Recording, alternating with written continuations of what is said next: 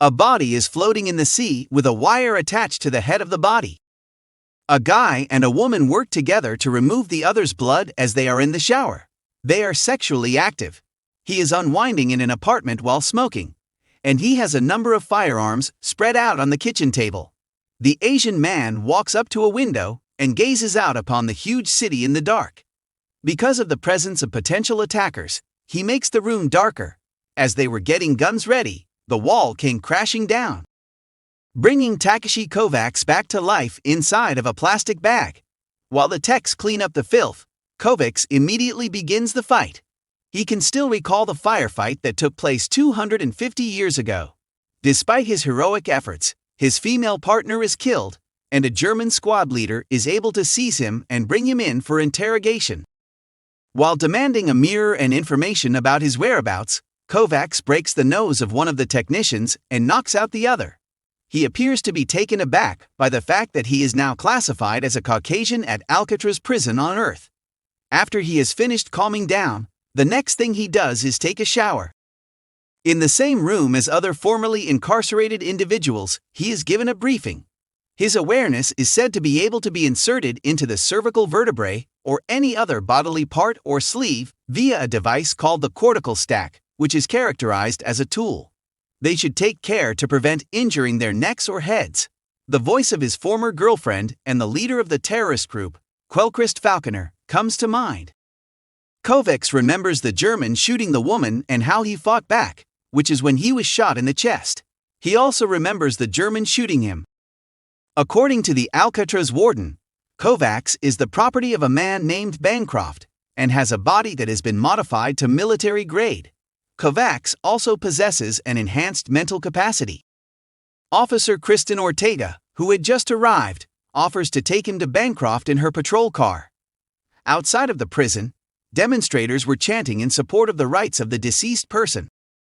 Ortega reveals to Kovacs that Bancroft is a wealthy meth who is 350 years old when Kovacs is looking out over the Bay cityscape from a flying automobile. The next thing that Kovacs does is inquire about Bancroft. She takes him to a structure in the sky and drops him off there. After she had a hard landing on the grass, he gave her the instruction to research someone named Takeshi Kovacs.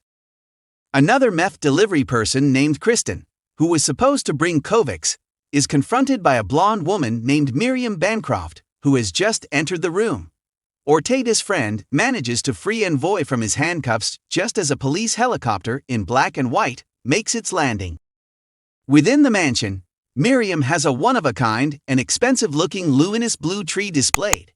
She takes him into Laurens Bancroft's office and shows him around. Bancroft makes his introduction, tells Kovacs that the meth is actually his son, and delivers Kovacs an old notebook from the Falconer. Kovacs inquires about the current state of affairs. If Kovacs is successful in solving the recent murder of Bancroft, he will be rewarded with 50 million United Nations credits and either a full pardon or a reduced sentence based on time served once the investigation has been concluded. Kristen does some research on Kovacs on the computer that is attached to her desk, since she is concerned about his skill set. Her spouse encourages her to take it easy and unwind. Bancroft demonstrates the bloody mark on his head that is the result of being struck.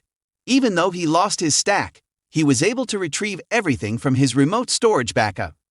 In his observatory, he has on display a satellite that communicates with Kovacs on his behalf every 45 minutes and backs up his entire stack. Bancroft offers the piece of advice, spend a day thinking about it, when Kovacs responds with a no. Later, as he is unwinding by the lake, he imagines his sister coming to join him there. In the bar district, he engages in the use of illegal drugs. When Kristen arrives, she immediately offers to buy him a drink and garlands him with an ad broadcast blocker that she has brought with her. He rambles, mulls over the events of the past, is perplexed, and finds the overt marketing to be too much for him to handle. At a strip bar, she tells the story of his prior life as a mercenary and ambassador. She also mentions that after doing a complete investigation, Bancroft took his own life. Kovacs gets up and walks towards the Raven Hotel, which is a brothel.